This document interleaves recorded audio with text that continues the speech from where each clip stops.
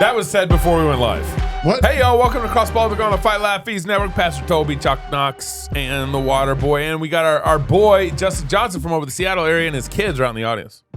There you go. You guys can clap. You can clap. Say, go, Dad. Yeah. Go, Dad. There we go. He's got a squad, too. Yeah. Yes. They're like, you be nice to our dad, we'll beat you up. They're going to tear the whole studio up. So when we got like a subject matter expert in the studio with Dominion Wealth, Dominion.money, Reform.money. Do you have Dominion too, .money? You should have that. I don't think we did that one. Just have it all. Yeah. Just have it all. Now someone's money. gonna This take is it. the Reform.money, Mr. Reform.money himself. Yes, himself. And as I've been thinking about the show, you know, we have a very cattywampus economy, but one of the what? Cattywampus. Okay. Have you ever heard? No, That? Dude, that's a legacy. That's a legacy word. Cattywampus. Legacy Texas word. Is that an economic term? Is that That's a an true economic construction term. It's a construction term. Is it? See, Knox knows. Yeah, Hey, that that's was right. cattywampus. Yeah. We There called go. it kitty wampus, but that was It's very technical. Yeah, it is.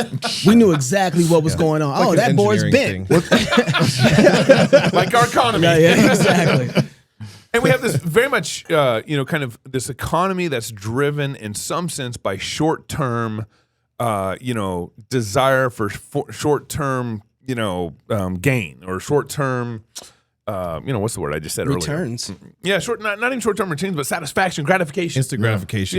Yeah, the short-term instant gratification, which is why I think like our credit card debt is high because of that. You know, it's that I don't have the money, but I'll put up my credit card because I want to buy this whatever car. And that I think is we actually got some stats on this. Bring up the stats on the credit card debt right now, please.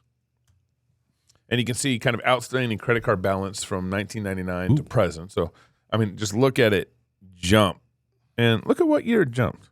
What year? What year is that? That's like that COVID 20. Is that COVID? That's Yeah. the COVID, yeah. It's funny because we got a lot of money in the economy, didn't we, during that time? Well, we all got a check Yeah. from Massa. Yeah. It's really good. Made people a little overconfident, maybe. Yeah. And then put more on the credit I card. actually knew a UPS driver at the time, and he said every time a stimulus check round went out, he was just delivering TVs to Wow. trailer parks, Trailer parks, basically. yeah. Yeah, Of course. Like he said, he would deliver like 10 to a trailer park in a day. You know when that happened, it'd be like big TVs. Oh my! So, like fill his so truck up. that graph says, if I'm reading it right, 99 to present. that the credit card balances have just a little over doubled. Because we're up to about 12, almost 1,200 That'd be a trillion. from 500. So, Is this counting for inflation, too? I don't believe so. yeah, I don't believe so. I think it's I think just it's it's just absolute dollars. Yeah. Yeah. So it's over $1 trillion. Wait. Where'd you get trillion? That's the graph is actually indicating $1 trillion. So $800 Is million, 800,000? 800 mil, Oh, 800 million. mil, all the way up. See, you see Billion, you billions mean? at the bottom. Yeah, billions. Excuse me, at the bottom, Multiply by a billion. which are in billions. Oh, Very- Oh, I missed that Yeah. part. Which are in billions. Values which are in billions. Yeah, and this is from Lending Tree, a loan agency. I think they're doing okay right now. so wow. Yeah, Look until how people well can't- we've done. Well, what is that then, like average per consumer? Oh, that's a 330 great- million people divided by. About 7,000 per consumer. Yeah, So credit give or card take. Good producer. right per there. is it per household though? Per household, Jack? Yeah, I think it's- Consumers. Yeah, per person. consumer. Okay. Yeah. About $7,000 in credit card debt per person in the U.S. 300 million people plus. Wow. Yeah. And then I just wanted to Stop for a second. Just stop. Like, please. I mean, this is like, so that's bad. Yeah. I'd love to find out and how bad is it in the church? Right. What is the church numbers? look like? Pagans live, understandably, they live, eat, drink, for tomorrow we die. Yeah. Yeah. They don't have a reason to think long term. Yeah. Ultimately. Yeah. So that kind of makes sense. If somebody's giving them free money and they're not thinking about, I say free money, in quotes, but I can buy the TV now, I can get the car now, and I'll spend whatever extra I have on the RV or the vacation or whatever, and this is my kid's inheritance and I don't care. Yeah. That kind of makes sense. Yeah. That kind of living. But Christians are know better, or are supposed to know better, right? They're supposed to be thinking in terms of, I have a purpose to be here. My job is to give myself away, set my other people up, Yep. build the kingdom. I want my kids and my grandkids to have it better than I did. I want the kingdom to be further along when I go to be with the Lord. And so you don't want to leave the world having to clean up your mess and pay off your debts. You're wanting to leave the world richer because you were there. Right. Yeah. But I somehow think that probably actually represents the church just as well. I mean, I'm just guessing. It'd be interesting to segment that out. But yeah. And so, but I also wanted to kind of maybe give some practical examples of what's really cattywampus about. Really? Yeah, really. Dave Bonson would say that word too. Okay. Yeah. Bring up some of the housing data, particularly the 30 and under stuff. This is actually not that 30 and under. Yes. There we go. So over 50% in 1950 of ages 30 years old and under, and who are both married. So you're married, 30 years of age, could buy a house in 1950. About 50% of that population. I think it's just age 30, not 30 and under. I think Okay. it's just 30 years old. Yeah. 30 years old. Okay. And then, well, look at 2020 to 2020, I guess 4 is where that graph starts. And now it's about 8%, 10%, roughly. Precipitous decline in 1990. Yeah. I mean, that's where it really starts diving. That's Clinton. No. You know what happened there? What? Is interest rates started getting No, I'm saying that was his reign. 92. Whoa, Yeah, 92. whoa, 92. not rain. but Bro, whoa, we don't got kings here, man. Well, but That was Bush Senior. but look was at it? That's Yeah, right. he was so Yeah. conventional wisdom says low interest rates are good for the market. But I remember in the 80s, interest rates were about 13% in the 80s. Yeah. And then you hit the 90s and they start dropping Yep. like crazy. That And is what it starts really to do remarkable. That's interesting. And what it starts to do is price the poor out of the market. Because what happens is once you start playing with interest rates, housing prices immediately go up. Right. And so your house, instead of, the poor guy could actually buy an $80,000 house at 13% interest rates. But if you get interest rates down to 5, 6, 7%, then that house is now $250,000, $300,000, whatever it is. Wow. And that poor guy can't afford that anymore. That's But really wasn't interesting. People don't talk like that. No. But wasn't the poor guy too, in one sense, out of the market because he couldn't afford the house because of the interest rate itself? Well, that's what they're arguing, is saying interest rates are best for the poor guys. They'll be able to buy a house.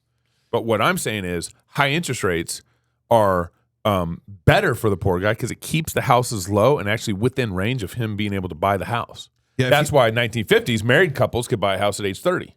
If you look at it in terms of total cost of ownership, like the average cost of a house, principal, mortgage, interest, right, everything versus average income, at that time far more favorable. That's right. And basically, as interest rates have on average come down, especially aggressively in the 90s, you have this effect where houses can be more expensive. So people are borrowing more because they sort of have more borrowing power. Income didn't go up as fast as that demand drove housing prices up while interest rates are coming down. So you have housing inflation, but there's nothing to drive income up. Right. Why would it go up? Right. Yeah. Right. And so now disproportionately, your income versus what you buy for a house, what it costs now, is very cattywampus compared to what it was. You keep using that word. I don't think you understand Is what it it one means. word or is it like 2 or 3 words? Yeah, I don't know. Yeah. I It's don't know. one. I don't know. In Texas, it doesn't matter. Say it again, Gabe. So your income ratio to The cost of buying a house has that gap is Right. significantly widened. Right. Over really since we started playing with interest rates on a significant level. Yeah. So I'm sorry, I'm just a pastor, so you got to help me. I don't even know the Greek for cattywampus. So He's gonna go home and study it now. Like, wait a second. It's gonna come up in his sermon on It is. Sunday I'm now. like, I'm like, Where did you go to? I don't know. Yeah, I don't remember that. I don't remember that. It's right next to seminary in Scubalon. Texas? Yeah, right. I know. Right. Yeah. So interest rates. I mean, I think we're constantly being told interest rates need to go down to make housing more affordable. Yes.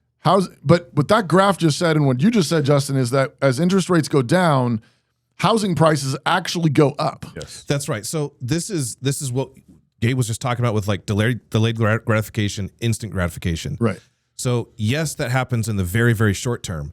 But what you have is a bunch of people wanting to buy houses when that happens. Right. And they get So the bidding demand wars. increases. Yeah, demand increases drastically, but supply doesn't. Right. It's not like Yeah. all of a sudden you drop the interest rate 1% or 2%. Yeah. It's not like all of a sudden a bunch of houses just popped up. They take a long time to build. Right. So it's an effect of supply and demand and human behavior. Fooling on with supply and demand. Yeah.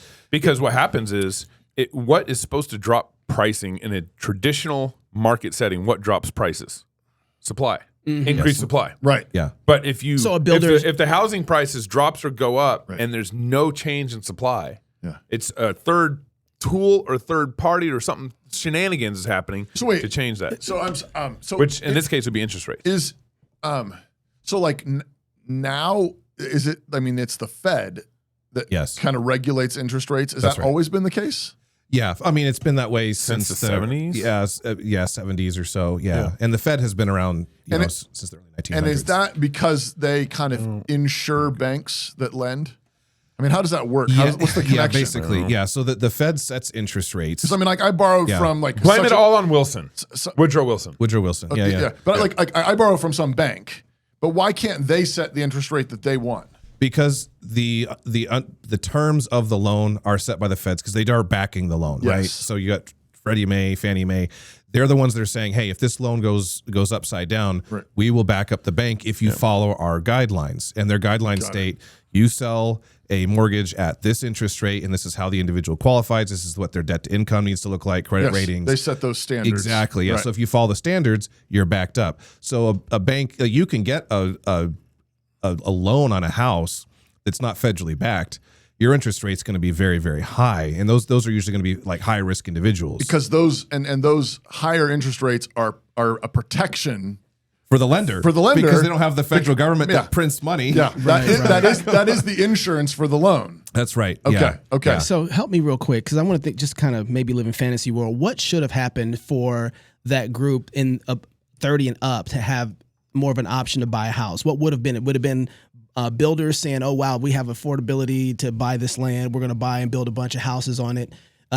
Interest rates are still at 13%. What should have happened in order to make housing more affordable for that age group? For most people, their finances aren't one big problem. It's 100 small ones. A retirement account from a job 5 years ago. A budget that lives in your head, but never on paper. Life insurance that you meant to look into. A will, half finished, or not even started. And the longer you leave those loose ends untied, the harder it becomes to move forward with peace of mind. At Dominion Wealth, we walk with you step by step to help you tie it all together. We meet you where you are. We listen. We get your financial picture out of your head and into practice. Then we build a strategy to meet your needs now, prepare for your future, and bless the next generation. We don't pressure you. We give biblical, honest guidance. Let the strategy follow your values and help find the right solutions. If your financial path feels uncertain, let's get together one-on-one and get you on the right track. Book a free consultation today. We are here to help you get your finances in order so you can feel confident about the future. From baptism to burial, Dominion's got you covered. You can find us at reform.money. Well, it could have. I think I would look at it in terms of it could have stayed more affordable if we would have just left interest rates high. I mean, you hear people talk about like, oh, in the 80s, we had to pay 13% interest rate. It was so hard. Yeah, the interest was higher, but the cost of owning a home was far lower because there's more at play here. There's the manipulation of supply and demand.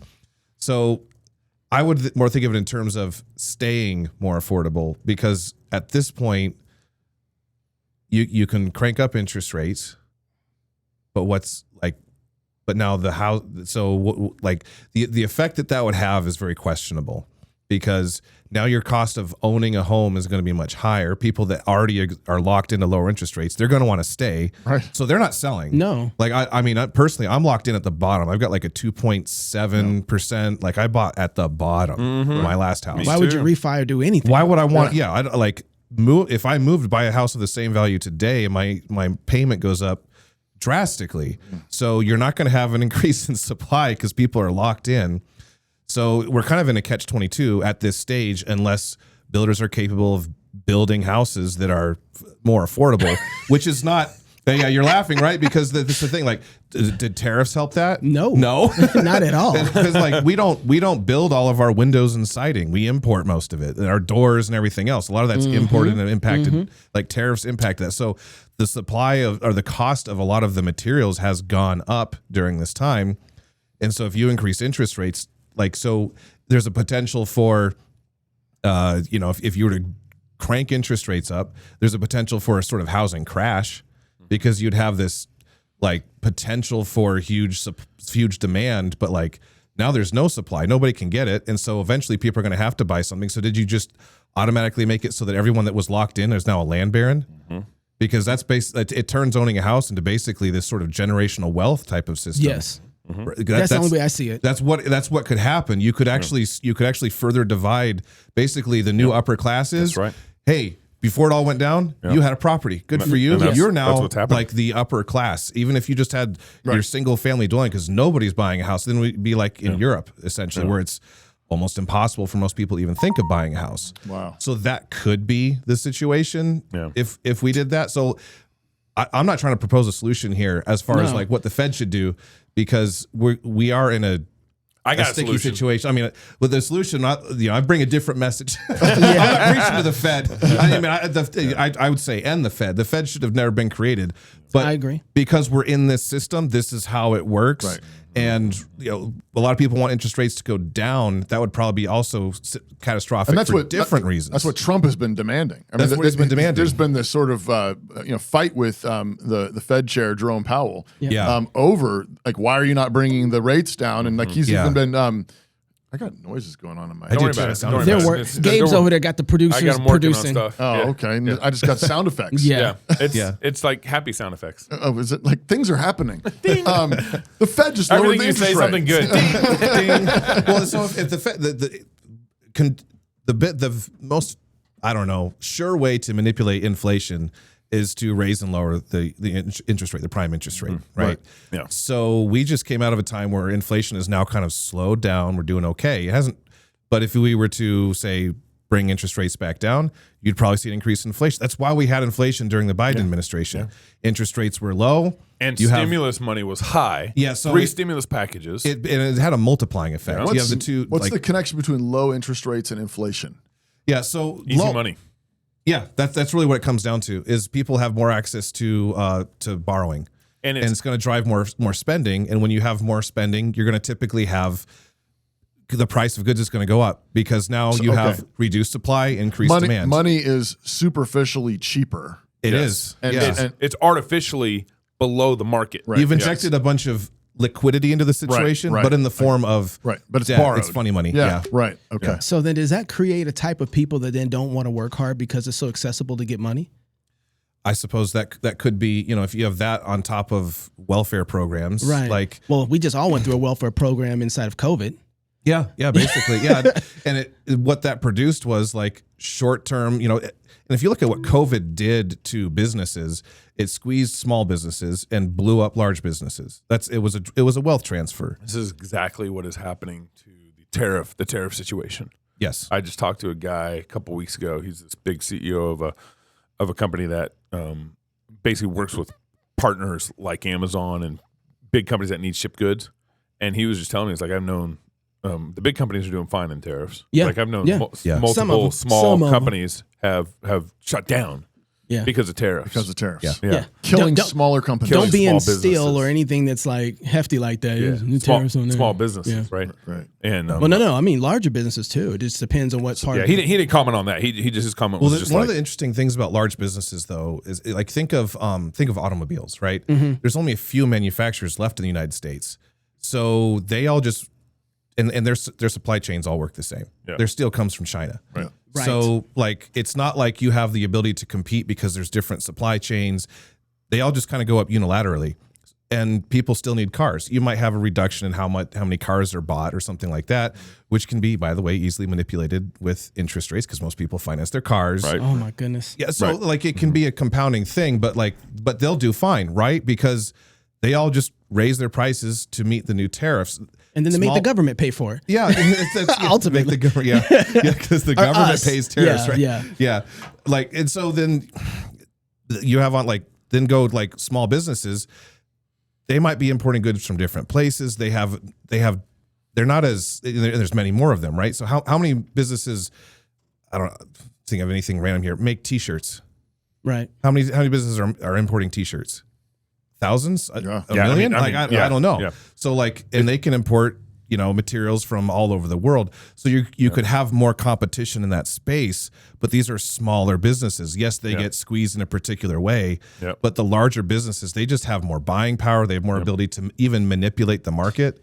And so all of these big market moves tend to favor big businesses. If you look at retail, Amazon had whatever share of the retail space pre-COVID. And then they expanded it during COVID. Expanded it, exponentially during COVID. Right. Basically. Justin is co-founder of Dominion Wealth with over 2 decades of professional leadership experience. We're actually reading his bio now. On multi-million-dollar projects. Speaking of big businesses. No, I'm kidding. He spent several years as a personal coach and many years helping families and individuals become better stewards. This is Mr. Dominion Wealth himself. Reformed.money. Reformed.money. But anyways, we've been talking to you for a little while, and I thought we probably should just introduce him. So bring up this graph. We were just talking about interest rates. So the Fed started in which administration? Woodrow Wilson. Yes, that's when the Fed started, okay? And here's a graph of interest rates. These are federal fund interest rates, basically, this is the money, the rate at which they loan the bank the money, and then the bank turns around and loans it to you for X amount based off the bottom Fed rate, right? Okay. So this is like basically 1954 is where, so they had some low rates. They had some low rates there. They had to prime the pump to get people addicted to the system. Right. And first time's free. Yeah, exactly. The drug dealers of and then you have 75, 79. That's when I was born, so they're really high. Right around, 80, 81. You got the highest ones, maybe like 18, 19%. Yep. But also, my father-in-law has been a Campus Crusade minister all his life on university campus. Now he's with our church. Right. And he bought his house where he's at now in the 80s, had 3 or 4 acres, something like that back in the 80s for something like $50,000. Mm-hmm. I mean, it's probably worth like, $750,000, $800,000, whatever now. But he bought it, paid it off. Yeah. $50,000. As a minister, I imagine not making a whole lot of money. No. Right. And what kind of means, what kind of employment or business, like income level do you have to be to buy that much land right now? Right. Way up. Well, way up. And he's a college pastor. Right. In the 80s with Campus Crusade. Yeah. He had everything working against him. Excuse me, Gabe. But that's housing politically prices were so incorrect. low. It's Cru. It's Cru now. It's Cru now. It is Crusade reminds us of things violence that were and stuff. really Christian in the Middle Ages. And so that, I mean, just like that guy this day is really screwed. My father-in-law in that time when housing prices were actually maybe a little more legitimate to market demands. Yes. And the funny money hadn't been playing with things too much. He was able to do it. So all this, I mean, and then look at, I just want to finish here. Go ahead. Then look at like 2010, 12, 14. Look at those drops. It drops big time. Remember, because that was the housing crash, Yep. and so they thought, the way to deal with the housing crash, let's make money free again. Right. Same rinse and repeat, the same dumb idea. Make America low interest again. Yep. And then COVID hits, it drops again. Right. And that's where we're all in this 2%, 3% interest for our houses. And then and no one wants to sell their houses now, and then it jumps up to where we're at right now, and where Trump's actually mad at the Fed because they won't lower rates when it's just going to rinse and repeat the problem worse. Like this problem gets worse. Right. It doesn't like. Are you done? You want me to stop? This is depressing. I'm just going to tell you. So, but the thing I was going to say, though, is it seems to me that like a lot of this, though, is a real lack of taking responsibility on the part of individuals. I think it's worse than that. I think it's us as an economy, us as a people of a country, and it's us thinking short term to make sure ourselves get what we want. That's just what I said. Yeah, failure to take responsibility. Yeah, and wanting handouts, wanting people to provide for us. Yeah. And we're going to take give us low interest rates. You're going to take the easiest route. Yeah. We don't want the risk. That's right. We don't want the hard work. We don't want to work really, really hard and then have to risk it all. Right. We want this constant cushion. Mm-hmm. Yeah. And here, I'll take care of that. I'll take care of that. I'll take care of that. Don't worry, I got that. If that falls through, I got this. We'll bail you out. Safety net. Safety net. And this thinking all started with Christians starting the public school system. the government can take care of our education. Social Security. The government, it grows in all sorts of other programs, but for the longest time. But enough about Woodrow Wilson. Yeah. Well, public education was around way before Woodrow. And you can sit back and go like, oh, it was easier before, so whatever. Look, good for those people. Right. Right. You're here. Yeah, good for the boomers. It was easier to create wealth when you're a young man. We're not there anymore. Yeah. So you can either like sit there and be a victim, or you can do something about it. Right. Yeah. Like, But that's your choice. What? And this is Bonson's point about you taking responsibility. Right. Bonson's like, yeah, life's hard. Take responsibility. Yeah, I get it. I mean, but everything y'all just told me from these graphs, it seems like no matter how much responsibility I try and take, there's not an option for me to gain to the point where I can be successful with this kind of market. It's our next generation is going to be. So then, it's going to be really tough for our next generation to buy houses. So then you already see it with the 30 married-year-old. Yeah, but it just seems. People. It seems like if you just 30 married-old. The 30 married-old people. That's a demographic I'm not familiar with. Kind of like cattywampus, I think. The 30 demographic-year-olds. But actually, Knox, here's the thing, though. No, that's actually what I'm getting at. So here's the solution. Bust your butt. I actually don't think that this is telling us that it's impossible. Yeah. What I think this is telling us is if you keep coasting, it's impossible. Yeah. Yeah. Well, I mean, that was an unprecedented time in, as far as we know, in recent human history, where you had easy access to build wealth. Yeah. Look at that as the exception. That's not the norm. And yeah, there was short-term thinking that kind of ruined it for all of us. Sucks to be us. What are you going to do? Cry about it? Or you can get down and work. Like in the 1800s, if you wanted land, you had to go where nobody was and build a homestead. 40 acres a mule. Yeah, And then probably die when you're 30. Yeah, maybe. Oh, the average age was the average death age was. It was women a hard was down life. here, Yeah. men was like right here. So look at what we just came out of as an exception. Like it's an exception. It was it was an exceptional time. Right. But it was a rigged exception. They're controlling the Federal Reserve. They're controlling the market. They're controlling the housing market. And they have way more control of it now. So do what exactly? Right? What's the... for one, I think you got to, as a Christian, you got to start thinking long-term again and not play their game. You don't want to... There's nothing wrong with buying a house and maybe using the lower interest rates to get a house. That it's like, this is where you're at. This is with the cards that are dealt with you. I don't have a problem with that. But what I'm saying is don't think the way they think. Don't think short term, think long term and build your, it's like, part of what happens is an economy like this, people want to have less kids. Things are hard. Money's hard. Groceries up 30%. I can only buy a 3-bedroom house, not a 4-bedroom. It's like, well, I mean, one of the ways you beat the economy is you have more kids. You have more human labor. You have more human capital. Human capital is the most rich thing you can have as a family. Proverbs constantly talks about, the love for money will kill you. The wisdom is better than gold, and it's not that it's creating some sort of juxtaposition. You can only have wisdom, you can't have gold. Or you have gold, you can't have wisdom. No, wisdom, godly wisdom is the basis for how we think about everything. And then, like Solomon prays for wisdom, and he gets gold. A wise man who knows how to think long-term, build an inheritance for his children's children, that's a rich man already from the jump with wisdom. And then as he builds his family for the future, they're going to get wealthy. Well, a wise man does not love money. A wise man uses money like it's a tool. Like if you ask a guy that digs ditches if he loves shovels, he doesn't care about shovels. Yeah, but maybe he loves what he does. And it's the same thing. Like if you want to take dominion, that's what this is all about. If you want to influence the culture, if you want to have children who have the capability to influence the culture even greater because they're not stuck in squalor, then you think longer term than just, well, I got this credit card is 0 payments for 6 months, 0%, blah blah blah blah.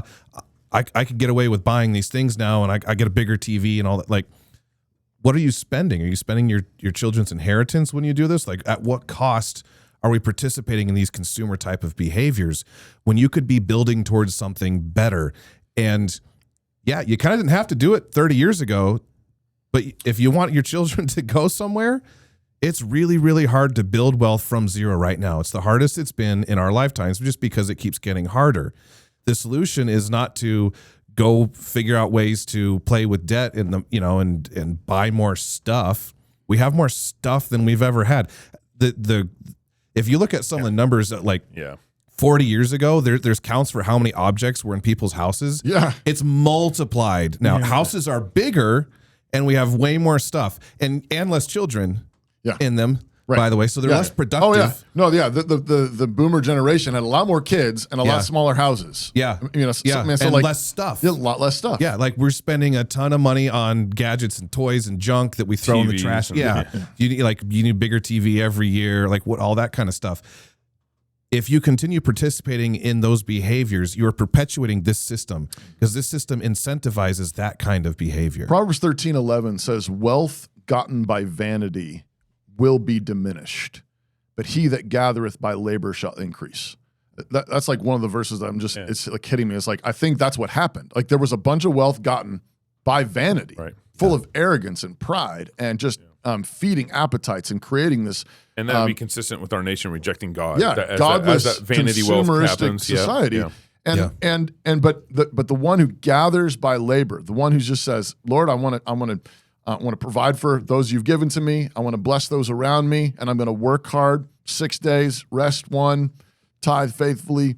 That guy actually increases. And it's real increase. It's not just this. It's not funny money increase. It's not inflationary increase. It's real increase. It's real value. Are you satisfied yet? No. Yeah. No, no, there is, of course, I'm on board, but I think that there is a real moment here where a lot of young guys are looking. I think they're willing to get to work, but they're looking and they're like, man, nobody really handed us, they all got handed a bag and we're sitting here not with a bag, but also with all of their debt. And we got to figure out in some way to be super massive creative in order to be able to dig out of the hole for everybody. And why is it on us? If the system is going that way, can I just ride the system in some way? Or how do I escape? The system is meant to enslave you. Right. Yeah. It is. It's meant to create debt slaves, debt and tax slaves. Because it seems like in one sense, I kind of think about the argument of the Constitution in this context a little bit, where it's like, if nobody's playing by the rules of the Constitution, let's just get rid of it. And it's almost the same way in the same sense where it's like, okay, if the whole economy is all a trick and it's all a trap, why don't we just wait for the whole thing to collapse? Why don't we push for the collapse of it and then we all get to start over and reset? Why isn't that an option? Well, that'd be a big problem because we're Christians. It'd be a big problem. This is nothing that any generation hasn't faced before. That the previous generation of fathers screwed them, right? This has happened before in the past, so we can't act like this is some sort of abnormal situation. Plus, if you think about it, and we were talking about the 1800s. They came here and they got acreage or whatever, and they spent most of their life just trying to feed themselves. Yeah. They spent most of their life, and then they slowly started growing the economy and started working hard. Well, we're in a situation where the previous generation, I think, has played with the economy into their favor, and now we're in a situation where we got to work. But I don't think they have. That's the thing. I think part of the lie is, they could buy houses at a cheaper price, and most of them are dying alone in nursing homes. Mm-hmm. Oh yeah, well I'm not saying that they haven't. They didn't build a covenantal family. That's for sure. They didn't win. Sure, that's part of the thing that I want to say. Is you can't treat the world that God made in this way. Yeah, and it go well for you. Yeah. Okay. Did they have more?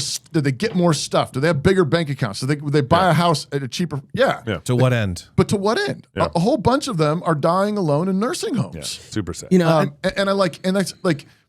We should have compassion on them and so on, but it's like, that's not winning. If that's your definition of winning, that's hello, exactly right. Wake up. That's exactly right. No, back to Gabe's point a minute ago, if you have kids and they love Jesus and then they marry people who love Jesus and they're having kids and they're raising their kids up in the Lord, and you live in a small apartment and you manage to give them a Christian education at a classical conversations co-op or a Christian school, or you homeschool or whatever you're doing, and you're worshiping the Lord on the Lord's Day, and you pack into your house every Sabbath and you toast the King. And what's the proverb of small food in the house with great joy versus strife in the house of great wealth? Better a dinner with herbs and joy than the fatted calf and a whole bunch of strife. That's right. Which is what you have in a lot of the previous generation. Is you got this massive mansion, and nobody wants to talk to each other. They're 1.2 kids, and they have no kids inherited. Hate their guts, and it's like that's not wealth. That's not winning. And this goes back to what I was saying is like we can't think the way they think. If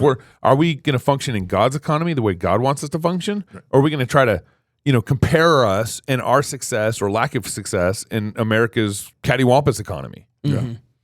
And can you pursue both, having it both ways? Yeah. Well, and that's the thing.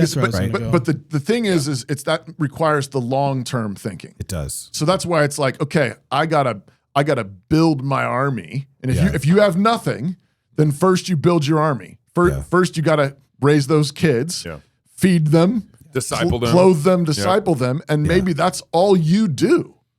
Yeah. But then those 5 kids, they marry, they have kids. Now you got they each have 4, 5, 6 kids, whatever. Now you got 25 descendants, 30 descendants who are all working and being faithful and getting married and so on. And it's like that's building your economy right there. Yeah, and that's a multi-generational approach to bettering your line. Right. Like that's not just, we're not just talking about like, oh, money, like, money, shoot, that's part of it. But also, what good is it if you pass on a bunch of money to a bunch of spoiled brats? Right. It's actually probably going to be detrimental to them. Yeah. You said the key word there, discipleship. Yes. If these children are discipled, if they are in the word, if they are, if they understand these principles, if they have the same vision you do to carry on for multiple generations, then you have truly built something. And you might not be able to pass on much monetarily, but there's nothing holding you back from passing on great spiritual riches and just doing the best you can with what you have. And this compounding effect of each generation successively trying to build on the spiritual foundations of the one before, the financial foundations of the one before, can be huge. There are many ways to accomplish this. And one reality of like we said, it was easier before to build wealth. It's also more complicated now. It's the system is a little bit more complicated. It's not designed to, like, you could just sit on a house and build a bunch of wealth, for the last, 40, 50 years. It doesn't work that way as much. I realize how, real estate prices are going crazy here. But and COVID inflated some things, but with, you compare that against actual inflation rates, it's not that drastic because people are having trouble buying groceries right now. Yeah. So like, if you want to truly build something, you don't just think in terms of, oh, I want to have whatever, $1 million by the time I'm 60. It should be much bigger than that. Not that the number needs to be bigger. It should be whatever you can reasonably put aside to help the next generation. And so that when you pass it on, if it's $20,000, then they know how to multiply that. Right. But if you give them $1 million and they're going to blow it, then it doesn't matter what you gave them. It's probably going to be a detriment anyway. So whether it's a lot or a little, the point should be, these principles I will pass on to my children so that they can take what I have learned and go further. And a lot of Christians, I think, right now are sort of like thinking of this from a first generational perspective. They might not be first generation Christians, right, but they're forced to be the first generation of Christians in their family who are having to process through, how does this look? Because multi-generational wealth kind of just happened for a while. And a lot of people thought, oh, it's just going to keep happening as we pass down, grandpa's house because it went up in value so much or whatever else he had going on. You can't count on that any longer. Those days are over, and the rules of the road have changed. No, I completely agree with you. And I think one of the things that I've been trying to tell and communicate to, especially a lot of the younger guys I'm talking to, is that if you are a person who doesn't like this and you think this is horrible and you're mad about this because it's been handed to you, then the first thing you want to make sure you do for the next generation is not hand them something like this. Yeah. Right. Like that's part of your responsibility. There's no situation so bad that you can't make it worse. And so, and I think part of the reason that people aren't moving, David Bonson's book, Crisis of Responsibility, is a good book to read right now and put it inside of your back pocket. Yes. But it's a faithless issue too. Our hearts are faithless in this moment. I don't think we believe the word of God when it says, I've never seen the righteous forsaken or his seed begging bread. Yeah. Right. Like that's what God has promised us. We'll be blessed in the city, blessed in the field, blessed when we go in, blessed when we come out. Right. We'll put enemies to flight. I don't think we believe that. We look at the market and we look what's going on as if that's a form of reality. But there's actually a cosmology bigger and broader than that that's based off of what God says. And this is what you were talking about earlier. You can't forget, this is still something from you, Pastor Toby. While Egypt was going through all the turmoil because they wouldn't let God's people go, there was still light in Goshen. Right? Like that's the kind of people we are. Yeah. We've forgotten the kind of people we are. We're not these people. So don't act like these people. Don't live like these people. Don't engage like these people who act faithless. No, you are a Christian. You have promises given to you. And what it looks like to have faith is then to act on those promises. Yeah. So then, like you were talking about, you're raising your kids. You know, it's one of the hardest things for me was to come to terms with I'm given this. But I looked at what God gave me, even in this moment, not as a gift, but as a curse, right? It's like, why, God, why would you give me this? You know, I didn't grow up with a dad. Oh, man, I'm so screwed. Yeah. So, but be a good dad. Whatever it was that God gave me, this is what God gave me, and I first need to say thank you for it. Yeah. Like that's what's missing in a lot of the conversation. This is the time, this is the moment that God has given you. You say thank you because we worship the God who does miracles, but we don't believe that. And so wouldn't it be amazing if Christians actually start believing the promises of God, got busy and started lemonade stands? And then all of a sudden started candy stands and we got the new Christian Hershey or the new Christian Pepsi or the new Christian, whatever it is, all of a sudden it's like, how did those people thrive in an economy that was not made for them to be successful? Like we don't believe that God can actually function and do that. So then we don't do the things. We don't practice the disciplines. We don't rebuild Christendom with our kids like our conference is about, right? Like this is like you kept saying, this is a generational thing, which means somebody's going to have to lay the foundation. Right. And it doesn't change in one generation. It doesn't change. That's the whole point I was getting at earlier, which is like, we're not getting out of this. Like we're not getting out. It doesn't change in one generation. And so what you're going to have to do, and the hardest thing for me to come to terms with was you're going to have to be the foundation. You're going to have to gather for your children to build. You don't have much of a foundation under you. So right. You're going to have to be that foundation and build it and start laying it and then believe and trust in God and give your kids a trajectory. Yeah. This is next. Well, I'm just trying to think of like biblical examples where we're kind of talking about, okay, you're kind of dealt these cards. You got to kind of play with the cards you're dealt with, but you also need to think like a Christian and build what needs to be foundationally long-term. And I think, Knox, you're exactly right. And I think the key thing, though, is gratitude. Absolutely. Gratitude. I mean, you got to be. And I think, and gratitude is what allows you to see what God has actually given accurately. Mm-hmm. And even when it seems like, without that bitter edge. Yeah, but bitterness blinds you. If you're just mad, if you're just ticked off, you're not going to see that God is good. I mean, he is still good, even in the hard times. Actually, the story I was thinking of, you were talking about, you said, didn't have a dad, I'm mad or whatever. Like, I was handed debt, I don't have this thing. The famous story from The Hiding Place, Corrie ten Boom. Yes. Of the fleas, the story of the fleas and the they're in the concentration camp, her and her sister Betsy, and there's fleas like everywhere. And she's just like losing it. Corrie is just losing it. And Betsy replies with the verse from 1 Thessalonians, and she says, rejoice always, give thanks in all circumstances, and just urges her sister to give thanks. And Corrie, for the fleas. For the fleas. And Corrie is just like, no, no, that's too far. And just you're going too far with the Bible. Totally just told. I mean, like she was like willing for a long time, but like, no, I'm drawing the line at the fleas. Like that's way too. Well, then what happens is they're in this particular barrack or whatever, this room with all these other ladies, and the guards, and they start, the guards are like not coming in, and they start having a Bible study. They were able to smuggle in a Bible, and they're having this Bible study with these ladies, and these freely, no one interrupting, and these ladies are coming to Christ. They're becoming Christians in the concentration camp.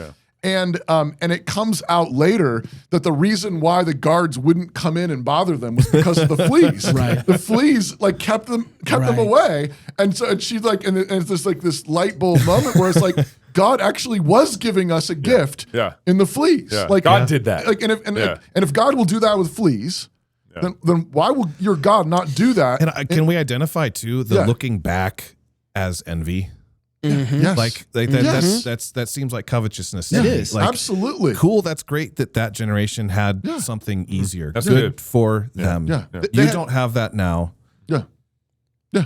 But So you- give thanks for now. This is- Give thanks that you were born now. Give thanks for the circumstances you were born in now. Very good. Give thanks for your family background. Give thanks that you were saved now, that you have the family you have now, the wife and kids you have now, the job you have now. Now, that gratitude actually allows you to see more accurately the opportunity in front of you. And that's something we do often at Dominion because we have people come in that they're in a rough spot financially sometimes, and there'll be embarrassment and shame as we're starting to collect information from them. And okay, how much debt do you have? What's your income? How to lay out the whole situation so we can help. They start cussing out you by the end. Well, there's usually like embarrassment. We have sometimes people break down and cry. Yeah. Like it's very difficult because they never opened up this part of their life, and it's vulnerable. And what we pretty much always say is, well, you're here now. Yeah. Like you're here now. Like you're not in some damnable position that you can't get out of, that you can't fix. That it might be harder for you than it is for others, but you're not without hope. Like you are here now, and that is the beginning of a first step that you can take towards whatever that future vision that we need to help you build for your families is. You can give thanks for that moment right there because it's like now we're facing it. Thank you for the opportunity to face this. Yes. Jesus himself, and we celebrate this every week, but he took that bread That's right. that represented his body about to be broken, and the first thing he did was give thanks. Yeah. He gave thanks Man. for his crucifixion that was right. about to happen, That's and then right. he broke the bread, and he says, "Here." And he understood that reality. Yeah. The other men in the room wouldn't have. They didn't know what he was giving thanks Yeah, for. They're he's- like, this is Okay, I want some bread. This is a funny Passover. Yeah. This is a weird way of doing it. But Yeah, now, right? But now we know. Yeah. And every week, The we're gravity. you're taking that, and if he does that with his body for you, Yeah. I mean, when you do that, you ought to be thinking to yourself that whatever is being broken in you, whatever that is, it's your that's financial right. situation, That's it's your right. family situation. Like you take that thing that needs to be broken, that you know that God's going to break it, and then when He breaks it, He feeds the hungry. Yeah. He does something good with it. There's a part of this is the perspective change, but you can only have this when you're living in faith, right? Yeah. Like when, Yeah, that's and right. I think you have to, I was going to talk about that, Pastor. I'm so glad you brought that up. We live in a world where Christ has come back from the dead. Right. The whole world has absolutely been transformed. Right. And so we live in a time of the conquering king. Right. So we are facing giants in the same way that the children of Israel were, where they went into Canaan, right? Yeah. And so there's and they could look back in generations and be like, that former generation, They didn't have to fight. They didn't have giants. right. They had, and they had leaks in Egypt. The Israelites, as soon as they leave Egypt, were like, well, at least we had bread every day. That's exactly right. That's where I was Moses, you going. bring us out Come here, on we now. don't even know when where we're getting the next meal. That's right. But if you're Caleb, you look at it and you look at a mountain, you say, I wonder if God won't give us that over there. Right. Yeah. Why don't me and my people, hey, Joshua, can me and my people go you're take right. that mountain over there? And Like we're- that's the difference of perspective when you have That's faith. so And we're, good, and we're, Knox. and we're Yes, so sir. and we're so much like. Yes. I mean, we can be so much like the 10 spies. Yes. The city's too big. Yeah. Giants. The debt is too much. Yeah. The Fed Giants, Fed is too powerful. Who is your God? Yeah. It's like what? You serve the God that right. brought you out of Egypt without a whole army. And roads. and raised. And there's You no don't have roads. anything. What you talking They had a about? bunch of gold, I guess. Right. Doesn't stop Exactly. armies, though. And I just believe, and it's so funny because, and Pastor, you've talked about this, and I think about it a lot. We serve the kind of God that built a world with all sorts of things around as resources that we can use to produce, to make something of value to somebody else. Right. Yeah. Apples just falling all over the place, right? Land just all over the place. There's goods all over the place. If you're looking for ways to find opportunity, you will find them. But if you sit there and go, this is too big, and it's going to be too big. It's all going to, I mean, that is like, it's but that you're simple. sinning. This, You're uh, sinning. You're being This weekend, faithless. this weekend is Grace Agenda, and the theme is C.S. Lewis, Narnia. It's the 50th anniversary of the or was it 75th anniversary? I can't remember what it is. 75th. 75th sounds more Yeah. right Yeah, to me. 60, 75. Who's C.S. Lewis? I'm doing like Gabe. I can't remember any numbers. But I was talking to Rigney about his talk. Sorry, Joe, I'm blowing some of your cover, but like he's doing one of his talks on the witch in the silver chair and how Puddle Glum breaks the spell. Yes. Oh, that's one of my favorite parts. And we had lunch this week, and it's just too Yeah, good. so But 1949, 1954 was the Narnia books were written. yeah, so 75. 75 years, yeah. But just his what he was talking about was modernity itself. It has been seeking to cast a spell on us, and it casts a spell on us by saying, we control the world. And we control the world with our technology. We control the world with our financial manipulation. We control the world with our big bombs and our, whatever, like our militaries and our technology, and our industry and our science. And it's this massive spell, which is tempted many people to completely abandon God. And everything you just said, all those tools are all stealing from future generations when we use them. Right. Are they not? Yeah. Right, but yeah, when we use them faithlessly, and we use them in this sort of witchcraft sort of way, like we run the world, we rule the world, but it's tempting, and like the witch did, like the witch does in the silver chair, it's tempting you to despair. Mm-hmm. Yeah, there is no Aslan, there is no world up above, there's no other real world, and to your point, it's like no, stop for a second. Somebody, we need a Puddle Glum to stomp on that fire, and make a stench and say no. What are you talking about? Like God rules in heaven. That's right. And the abundance of this world is far greater than we have even begun to scratch the surface of. Yeah. I mean, no eye has seen, no ear has heard what God has planned for those who love him. The abundance of this, our God has infinite resources. That's right. And like we're looking at the percentage of the interest rate, or we're looking at this, it's like, remember what they did, like what God had to do when Babel had reached, was like nearing completion. Yeah. God had to come down. Yeah. Had to come down and see, what are these people doing down here? And fathers, you're the Puddle Glum. Yeah. Right? Like that's, Yeah. one of the. Yeah, you stomp on that fire and you say, God owns the cattle on 1,000 hills. Amen. He is our wealthy father. We have an inheritance in him. We are rich in him. I have to use this and I'll shut up and I'll give you the last word, but because this conversation really gets underneath my skin. It really does. Because we act so hopeless and we're not. We serve a living God. But when Moses was in the wilderness and he gets the news that you're going to be the guy who goes into Egypt and gets my people out of there. Right. Yeah. And he's like, me and what army, Lord? Yeah. Now, who tells God that? That's it. I'm sitting pleased with you, and I'm going to show you how. That's how we look, right? We tell God. And then, but what does God tell him? He asks him a question. Yeah. He says, Moses, what's in your hand? Yeah. No, just the stick. What's in your hand? Just the stick. That's the same question you need to be asking yourself right now in this What's moment. in your hand? Yeah. What's in your hand? Get something, and you know what? More than likely, it's probably something you've already been developing and been walking with, and you didn't even know that it was your victory. Oh, I sound like I'm Stephen Furtick up in here. Come on. It's your victory. Where's the organ? But that's usually how God works. It's already something that you have access to that you're overlooking. You because, have giftings, you Come on have now. abilities that you may not have understood yet. We end up like kind of helping people with businesses sometimes because they a side hustle and like, well, if I hustle more, I could get out of debt or I can do whatever they want to do. And so like usually what I ask them is like, do you know what your strengths are? Like, do you know what like, because a lot of people want to like, what's in your hand? Because like I had a friend that built a business doing this. That sounds like fun. That was cool. Like it seems sexy. Well, yeah. Does that mean that's what you should be doing? Like you might be terrible at that. There's like, find out what your superpower is. And what I usually ask people is like, it's probably not going to be something that you think looks super awesome. That's in right. fact, to you, it's probably particularly boring in a lot of senses because you're so gifted at it. Exactly. To find your gifts, you often have to go like, well, what's the thing that kind of comes natural to me? I kind of find banal and whatever, like, whatever. But other people act like it's so hard. Yeah. Mm-hmm. Well, guess what? That's probably what you're really good at. Yeah. And that's probably where you have a place to add value. Find a way to exercise that. I'm going to read this ad for you.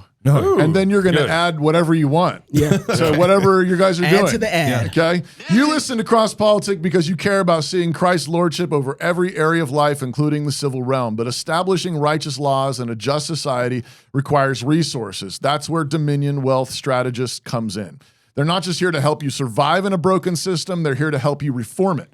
Dominion Wealth's mission is to equip Christians with financial strategies that align with biblical principles so that Christian wealth can be built, protected, and used in the furthering of God's kingdom. Budgeting, saving, debt management, insurance, legacy planning, and more.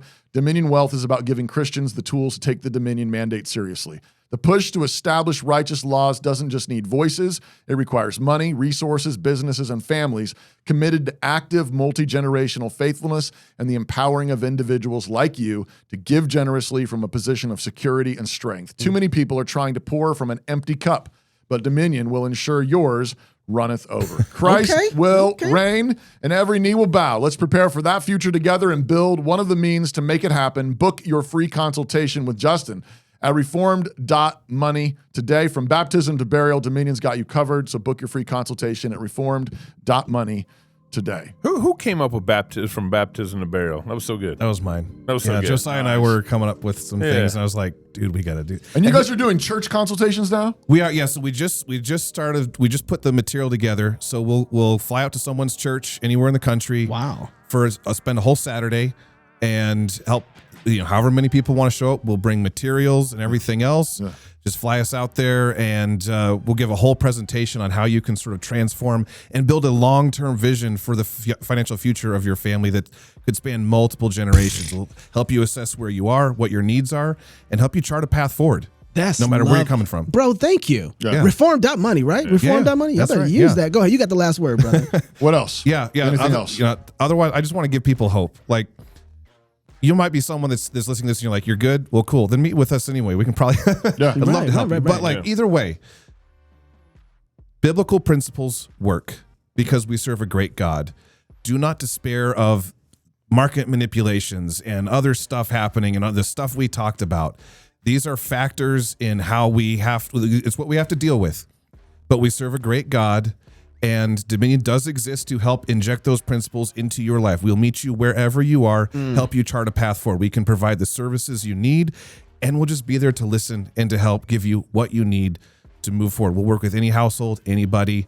Whether you get a lot or a little. That's what we're here for. Thank you so much for all your support. I love bringing and talking to our corporate partners on. I mean, you guys are subject matter experts and super valuable to bring on the show and everything. So thank you so much. You guys going to be at the conference too? Yes. So they can meet you there if they need to. Feast. Come to Fight Laugh Feast, October 14th to the 16th. Yes. Register today. School Wars. If you're single, get married. If you're married, have you a bunch of kids. And if you have those kids, go baptize them.